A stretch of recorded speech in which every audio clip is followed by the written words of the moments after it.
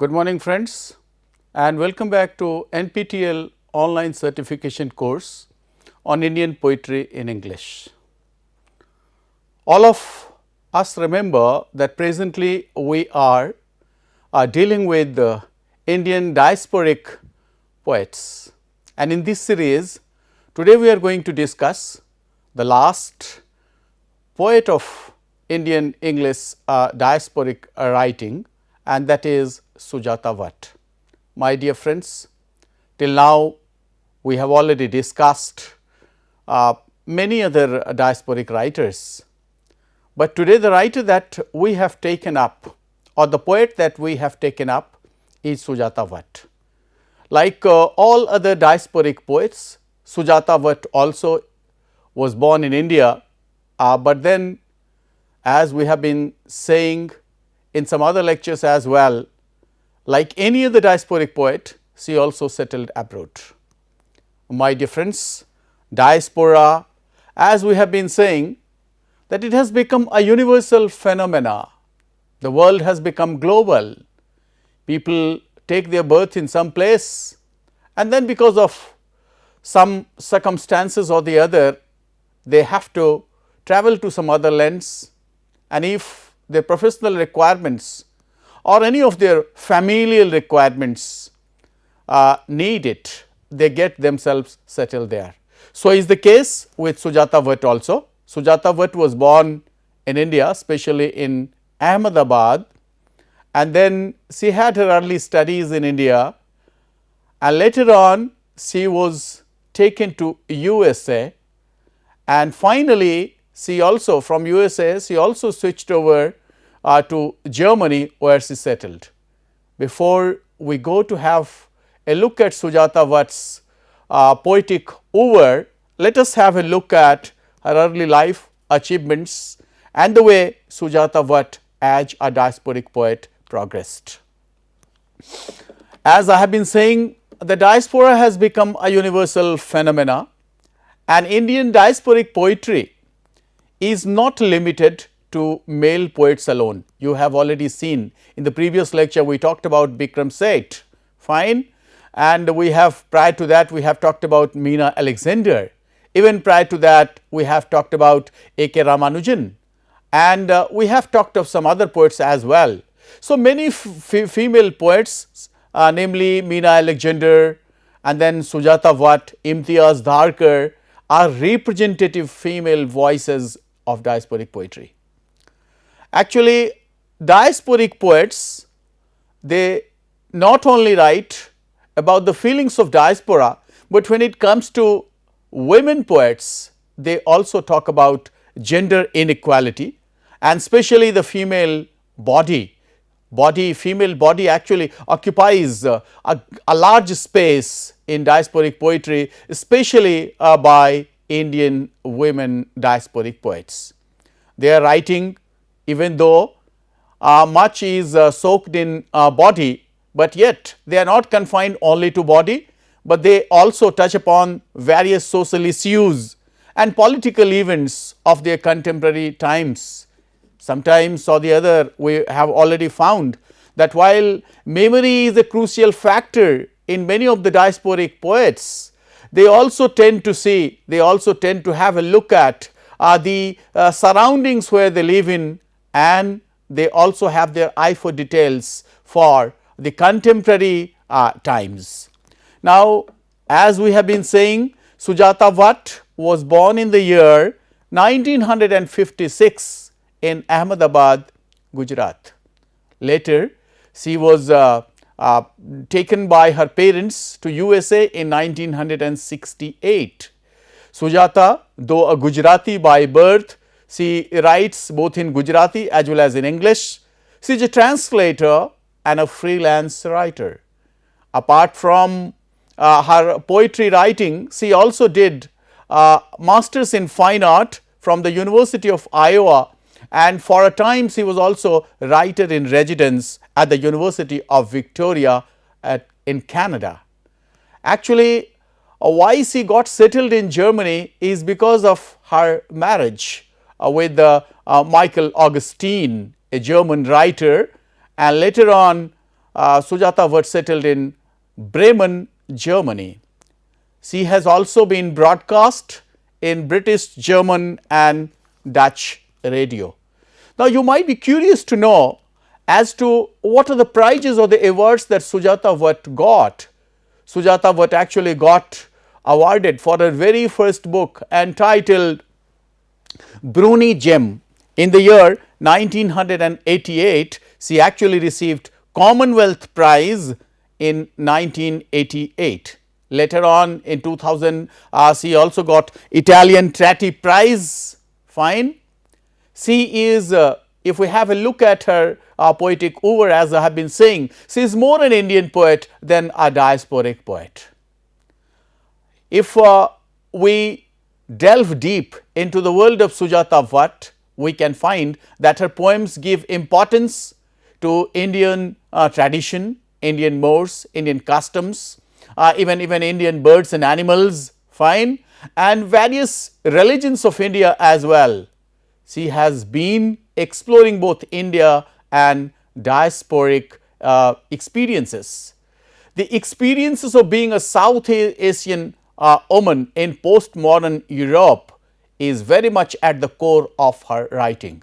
So, we shall also take up her writings since her oeuvre is quite rich and memory is at the center of many of her writings. It is better to know the poetic works that has to her credit. The very first work entitled Brunogem, which got published in 1988 and also got awarded.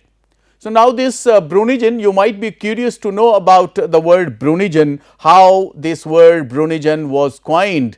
This Brunogem word actually was, it is a coinage of French and Russian, coinage of French and Russian. Brunogem actually means a sort of dark prairie soil, and the poems which we find in this collection Brunogem, we can find that this touches upon 3 continents, Asia, Africa and America. Next to Brunogem came Monkey Shadows. Now, this Monkey Shadows, it is also, it is also full of the poems which actually record the memories, which record the memories. One critic has gone to the extent of saying that it is actually a sort of memorialization, memorialization of intensely lived experience.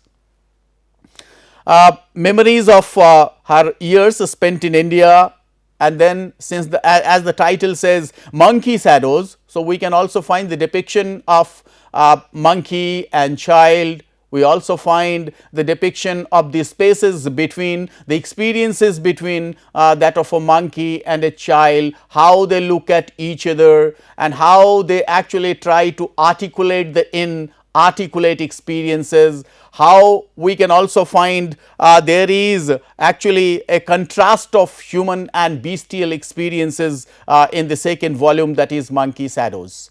We shall also take up some of the poem from Monkey Shadows in order to find out how her brush, how her pen actually spills memory and other experiences related to or steeped in India. The third book entitled The Stinking Roach, which has got 25 poems.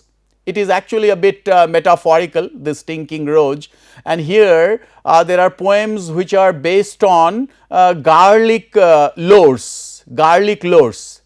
Many people say that this collection is a bit weak, but there are some of the poems which will like very much. Through this garlic, she actually wants to convey a lot.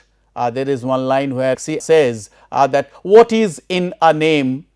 I mean, she has actually taken from other poets and all, but there majority of the times she has mentioned the garlic lores.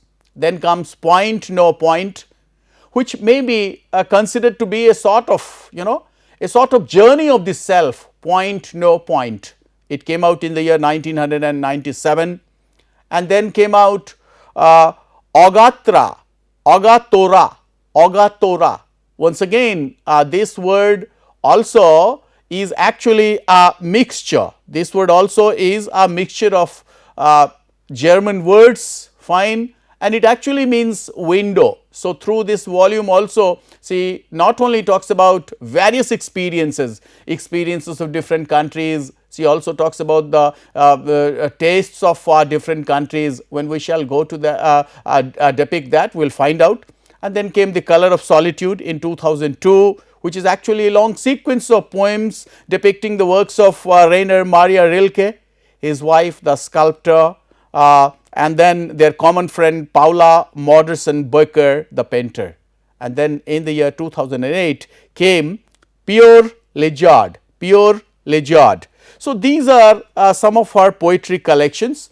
Now, all of us perhaps might be interested to know what actually she talks about in her poetic volumes.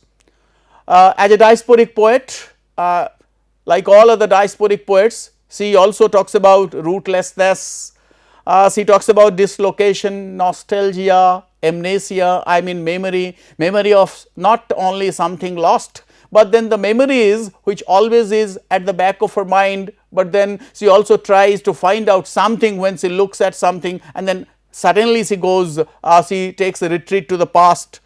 And of course, there is also a mention of the composite culture, various religions, rituals. And one thing that actually distinguishes Sujata Bhatt from all other diasporic writers is that she is always struggling to find her own language. There are two things that are very pertinent and very important in the works of Sujata Bhatt. One is language and the other is body. It has been said by some eminent critics that Sujata Bhatt was one of the most controversial and yet the most famous diasporic Indian English poets. We of course see a sort of feminine consciousness, and one can also go to the extent of calling Sujata Bhatt a sort of confessional poet, and she confesses the urges, the yearnings, the longings of body, and that also in a very candid manner. Many of her poems can also be considered to be unabashedly erotic, unabashedly erotic. We will also see why it has been called unabashedly erotic.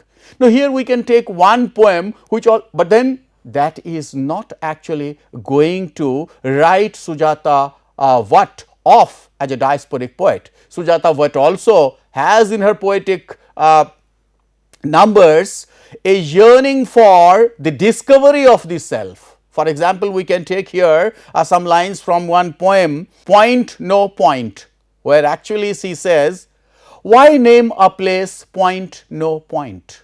Why name a place point no point?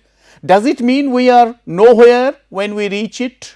Does it mean we are nowhere when we reach it? Does it mean that we lose our sense of meaning, our sense of direction when we stop at point no point? So, one can also find that how in a very simple manner, but yet in a very subtle way, she talks about the discovery of her own self. So, as I have been saying that Brunogem, which was her first collection, became very famous, and there are many poems in this collection which have also been included in several anthologies. For example, the poems entitled The Peacock, where she actually talks about how the peacock, I mean maybe it can be considered to be symbolical, how in their wings they actually encompass everything, and how suddenly when they dance, they suddenly try to show the outside world how where you live you can enjoy, but at the same time it is not only the depiction of the singularity of the bird, but it is also actually the stillness of life that is there in peacock. Then comes The Women of Leh Are Such. Then we have A Different Story, which can be considered to be the most significant diasporic poem by Sujata Bhatt, then something for Plato, and then Iris. We will here take one very important, very significant, that a voice that actually Sujata Bhatt is trying to search, and here we can find the clash between two languages. The one language, that is Gujarati, her first language, her mother tongue, which she feels that she has lost while she is actually trying to imitate English. So, the title of the poem is Search for My Tongue. When I read the lines of the poem, you can also find out how Sujata narrates through her own poem in a very candid manner, in a very transparent manner, that how she finds herself stuck between two language, between two tongues. Tongues here means language, and then she actually tries to get back her first, and while she tries to imitate the second one, the first one is always in a sort of animated suspension, isn't it? The poem begins like this: You asked me what I mean by saying I have lost my tongue. I ask you, what would you do if you had two tongues in your mouth? So, she presents the situation, the predicament of a person who has got two languages and they are sandwiched between the two, and lost the first one, the mother tongue, and could not really know the other, the foreign tongue. Fine. So, here we can find that how one language which actually tries to dominate over the first one, and how the first one, the mother tongue, is already lost. Here we find she is addressing to somebody. Here it appears that here it is actually a sort of dramatic monologue where the audience is not found, but then the poet is addressing somebody. You could not use them both together even if you thought that way, and if you lived in a place you had to speak a foreign tongue, your mother tongue would rot and die in your mouth until you had to spit it out. I thought I spit it out, but overnight while I dream.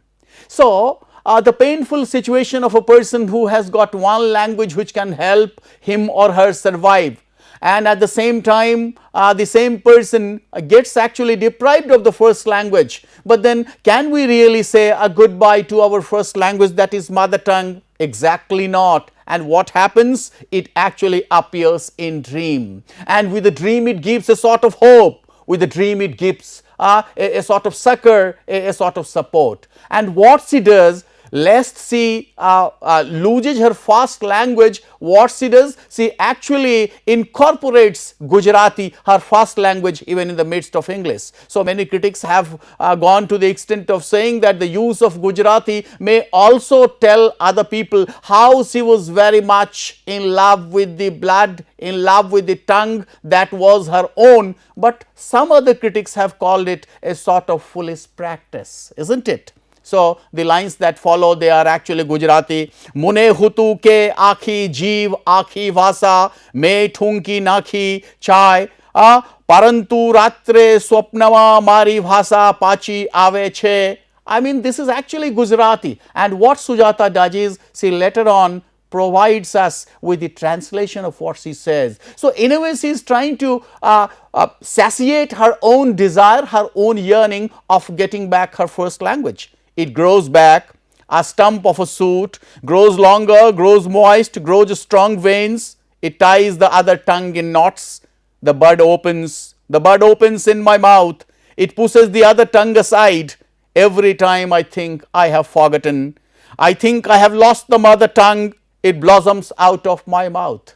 So, every now and then when she finds that she is going to lose her own language, the first language, the mother tongue, what happens is the dream actually comes, and then it appears that the other tongue is being, it pushes the other tongue aside. So, there is a conflict, and this conflict of language continues in majority of her works. We can also see what are the issues that she actually takes up. The very first thing is she talks about the clash of two languages, that is English and Gujarati, and then the clash of the native and the alien, the native and the foreign language. In a way she is actually giving us a sort of impression of how when we have been colonized, we have actually said a goodbye to our first language. And it also suggests that the two types of identities, that either we try to have one identity, so this other identity which we are actually trying to wear in, that actually pushes the first identity on the margin. Language is actually not only a sort of reference or a record of our identity, but it is actually a stamp of our identity. And then in a way very beautifully she talks about the migration and the assimilation, and you know, one experiment that Sujata Bhatt has done is the introduction of Gujarati along with English. So this is one poem, Search for My Tongue. I am reminded of and I can take you back to the poems of Kamala Das, where she had said, the language I speak in becomes mine. But here what happens? Here this diasporic poet, she actually says, the other language pushes my first language towards the margin. So there is an immediate clash that we can find. And it is not only that Sujata confines herself only to the struggle of language or the identity, but as we have been saying, that Sujata Bhatt was also trying to talk about or depict the concerns of the feminine self. She actually reused the loss of many unwanted girl children who actually cannot see the light of the day, and they are suspended. We can take some of the lines. The entire poem has been given for you can have a look at. And while we recite these lines and try to understand the essence of the lines, we can understand the sort of pathos, the suffering that a woman who actually has not been able to come to this earth only because of gender, what sort of pain and struggle and what sort of feelings may the unborn child may have. Mother, I am the one you sent away when the doctor told you I would be a girl. In the end, they had to give me an injection to kill me. Before I died, I heard the traffic rushing outside, the monsoon slush, the wind sulking through. Your beloved Mumbai, I could have clutched the neon bulb. So many aspirations, many expectations which are actually nipped in the bud, they actually come to the fore through this poem. No one wanted to touch me except later in the autopsy room, when they knew my mouth would not search for anything and my head could be measured and bent, cut apart. Fine. I look like a sliced pomegranate. So look at the comparison. I looked at the sliced pomegranate, the fruit you never touched. Mother, I am the one you sent away when the doctor told you I would be a girl. So there is actually a sort of concern, a sort of sympathy with the unborn child, and that way we can find that Sujata Bhatt is expressing her own anguish. This is not only a phenomena in one country, but this is actually a global phenomena, and there the poet actually tries to take a dig at. Afterwards, as soon as you could, you put on your grass green sari, the orange stems of the parijatak blossoms glistened in your hair. Afterwards, everyone smiled to look for me, mother. Look for me because I won't come to your dreams. So when everything is over, you also look satisfied. Why couldn't you assert your right to have the girl child? Because I won't become a flower, I won't turn into a butterfly, and I'm not a part of anyone's song. Look, mother, look for the place where you have sent me, look for the unspeakable.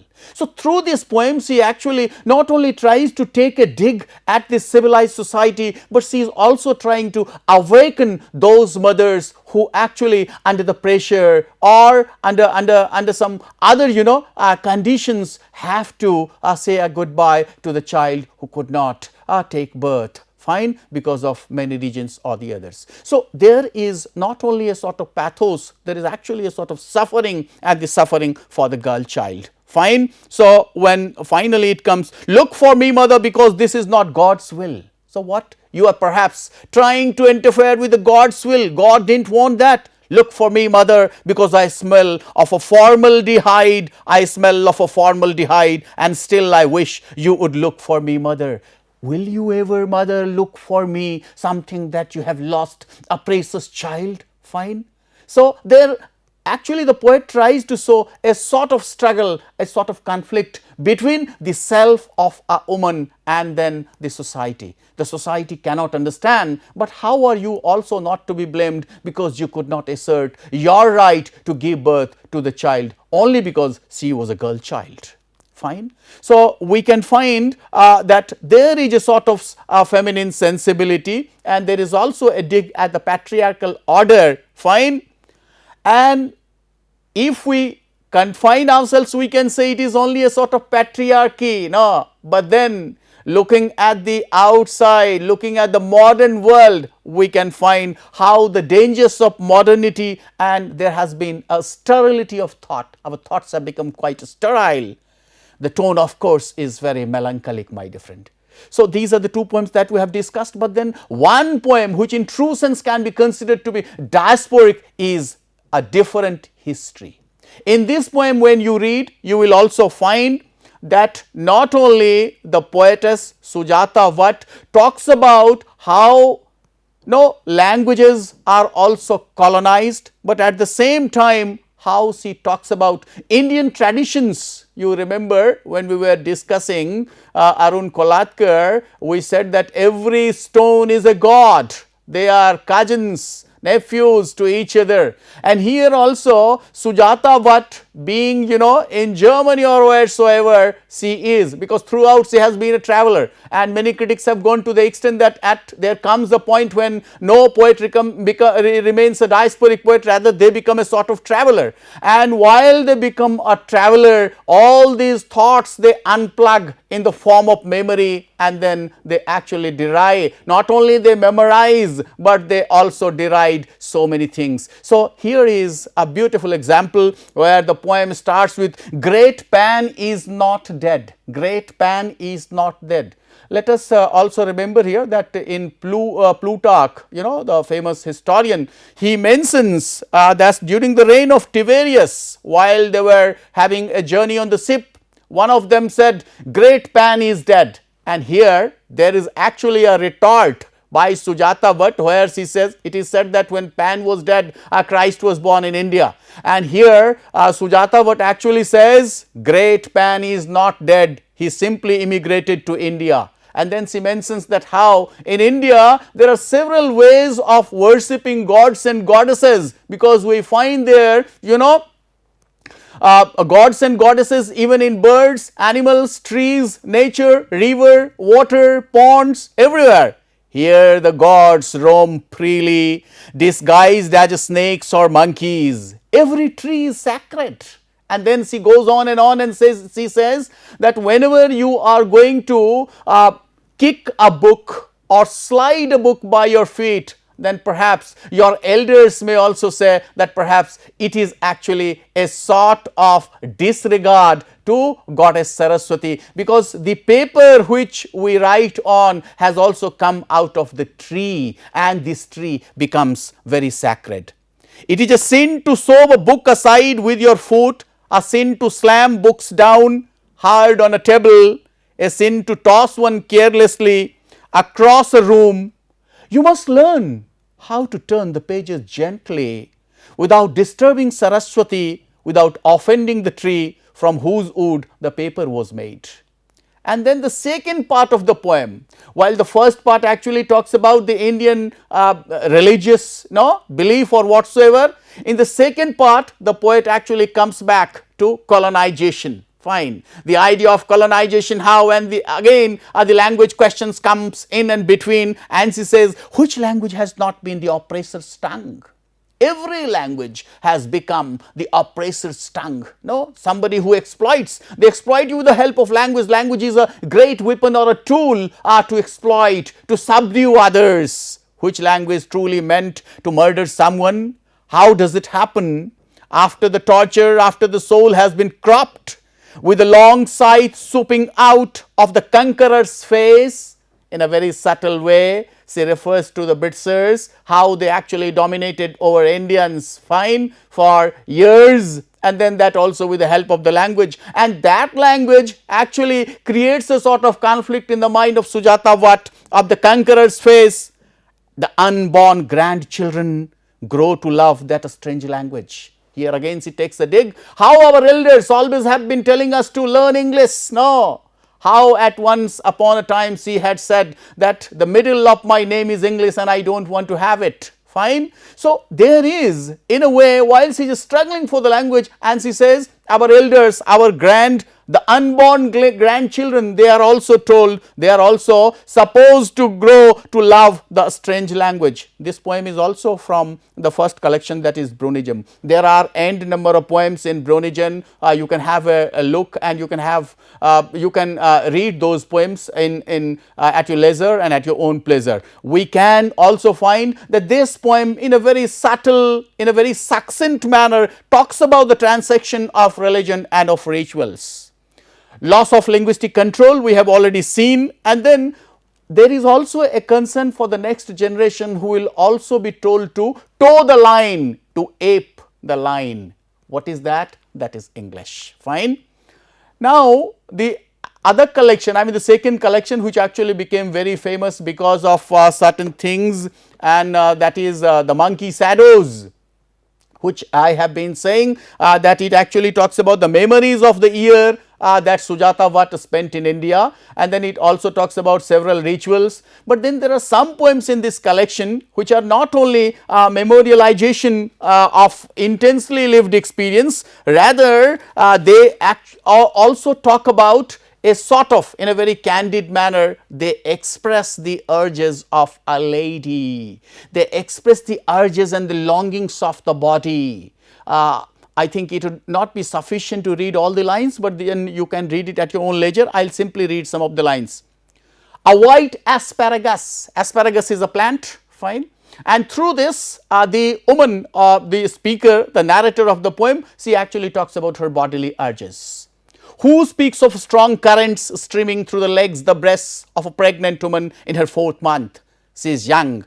This is her first time. She is slim and the nausea has gone. Her belly just starting to get rounder. Her breasts itch all day. So, there is in a way the confession, and then as the poem proceeds further, fine, who understands the logic behind this desire?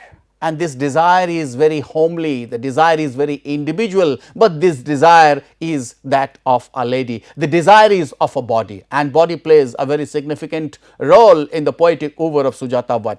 Who speaks of the rushing tide that awakens her slowly increasing blood, and the hunger, raw obsession beginning with the shape of the asparagus, sun deprived, white and purple, shadow veined.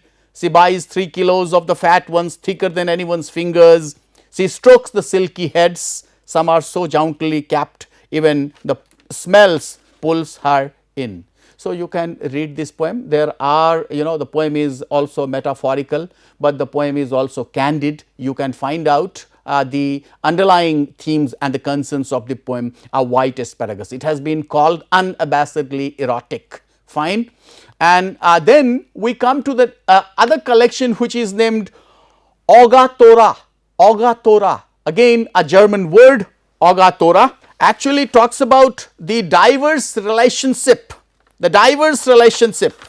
But before we go to Agathora, we can very hurriedly talk about some lines from Monkey Shadows, where as I have been saying that there is a poem where a child looks at a monkey.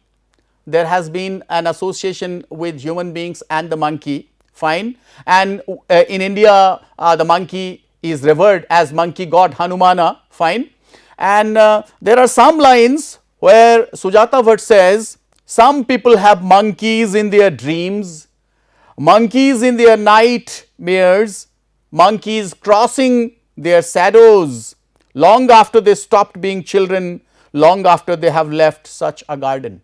So, there is a sort of communication, and this communication where the monkey child also does not speak and the child does not speak, and then they stare at each other and they try to communicate, fine. So, we can find monkeys in abundance in many of our Indian gardens. This is actually in one way or the other there is a sort of cross mythicizing, fine, cross mythicizing in many of the poems of the Monkey Shadows.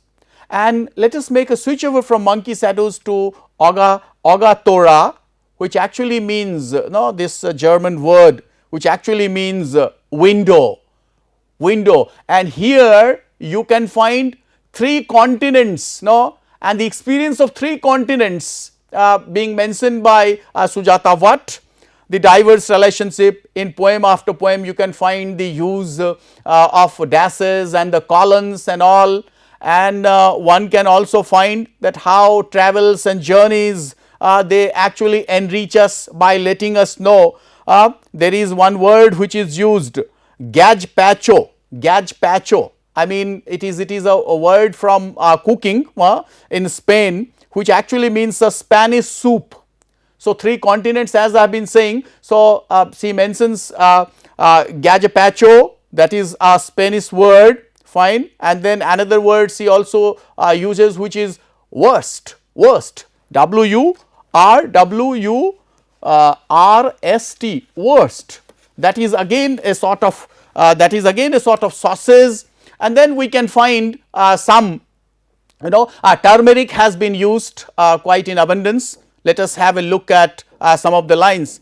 Today unraveling the word Agathora and thinking of the loss. So here she is actually not only retreating towards the loss of that word, imagining the days of 1,000 years ago when these languages collided bitterly, bloodily. See, there is a sort of assonance also at many places she uses. Old English, Old Norse, Latin. So language, the language that we use, it has also got a history, fine. Old German, I turn to your Danish grammar book. And then while she is making a search for her own self and she is thinking about the history not of a particular word, but the history of many other countries as well, and then she becomes very realistic. In a way we can consider her to be very existential, fine, when she says history is a broken narrative. We are reminded of T.S. Eliot, who says history is a cunning passage, fine. So history here, in the words of Sujata Bhatt, history is a broken narrative. Pick a story and see where it will lead you. You take your language where you set it, or do you get your language where you take it? Meaning thereby, when you change your place, when you move to a different place, do you really carry your language? Yes, Sujata has already admitted in some of the interviews even that she carried the language which was her own. Do you get your language where you take it? Fine, even though history is a broken narrative, but it is for us as living in a diasporic world, whether we are able to take that language with us, or we are going to settle, amalgamate or assimilate in a different culture that we at times consider to be so proud of. Now, as many people have said that Sujata Bhatt is very much steeped in the questions of women, the feminine questions rather. So, in one of her interviews with Helen Tukey, what she says is quite relevant.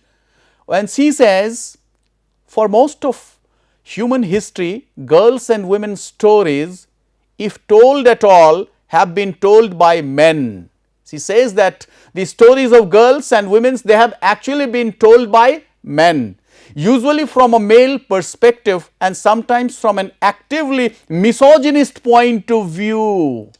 But then she says, so in a way I feel I am writing back to history. So here comes a sort of revenge, as if till now men have written our histories, our stories, but now I am writing it. I as a woman am writing it. I always felt that I should be able to write about whatever concerned me without being censored. Many people might consider her language to be very candid, very bald as Kamala Das, isn't it? As bald as Kamala Das. But here we can find, she says, let me write about whatever concerned me without being censored. I have always felt a need to break certain silences and yes, to bear witness. So she is, she confesses it rightly that whatever I am writing, I may write very candidly, but I am writing from the point of view of a woman, and that is actually quite important for me as a woman poet to express the concerns of the women. my dear friends, when we look at the poetry collections of Sujata Bhatt, we find that there is a genuine concern towards the feminine self, but then as a South Asian woman, we can consider her to narrate her own experience in a postmodern Europe, because she had already settled. There were some personal problems as well. Fine. In one of the poems, more fears about the moon, fetus after fetus lost, can't you take me away from this city? I mean, are men able to bear such sort of frustrations, such sort of miscarriages that she mentions, and it is actually for the women that they have faced it all. Sujata Bhatt not only writes about Indian traditions, lost identities and cultural difference for creating regional effect in her poetry. One can come across the smells, the cooking smells of several countries and continents in her writings. She also engages herself in gendered identity as well as her cultural identity. No doubt she writes about, as we have said, that one of her poems is unabashedly erotic. So, she writes without any reservations about female body, female sexuality, even though a dominant theme in many of her poems. Fine, she is not ashamed at all, because she says that she is writing it from the point of view of a woman. She also writes in many poems about female feticide, we have already seen. Fine, and then there are many contemporary issues that also get room in her poetry. We can take a line as well: how can you bear witness with words? How can you heal anything with words? Words are the great weapons, my dear friends, and that is why we should not lose it.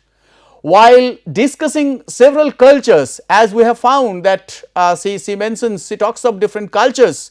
What she says is, in one of her interviews, what she says is very pertinent and eye opener.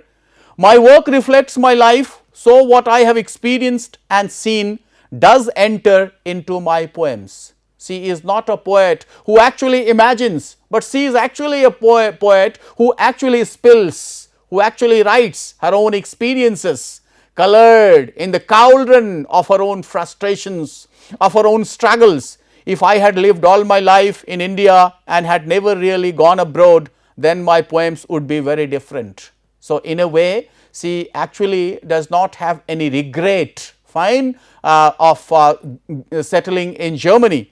I would not have written about Germany, I would not have written about Italy or England or the United States, nor would I have written about experience which occurred in those places, sometimes in the natural landscapes of those countries.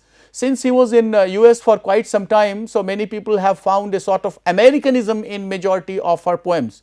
I feel that I am an outsider wherever I am, and I think that being an outsider gives me a different perspective on life and on any culture, including my own. So, there is a sort of resolution that even though I am in a different culture, but that culture has enabled me to answer several queries and to resolve certain interrogations. And so, yes, my travels and the fact that I have lived in so many different places have really determined and influenced my writing. So, one can find the influence of different cultures in Sujata Bhatt's writing, and that is what makes her a diasporic poet, and a diasporic poet having a lot of significance, my dear friend. So, having discussed the poetic oeuvre of Sujata Bhatt, now the time has come to wind up this talk, but before we do so, let us take one poem from the Stinking Roach, which was not that great, because many people considered it to be a weak one, but what she says has got an element of her own anguish, at the same time of her own experience, and also at the same time a sort of longing, the longing that she carries within. I am the one who always goes away with my home, which can only stay inside in my blood, my home which does not fit with any geography, but I never left home, I carried it away with me, her in my darkness, in myself. So, the essence of it is that I have actually changed several cultures. I have traveled in different countries and continents, but I have always been able to carry with myself my home. So, I am the one who always goes, and this feeling is always prevalent in many of us. So, it has got not only a sort of diasporic element and experience, but it has also got a sort of universal tinge, because as human beings we all of us carry our homes within, sometimes in the form of memory, sometimes in the form of imagination, but majority of time in the form of experience that actually colors our imagination and our life. With this, let me come to conclude this talk. Thank you very much. I wish you all a very good day ahead.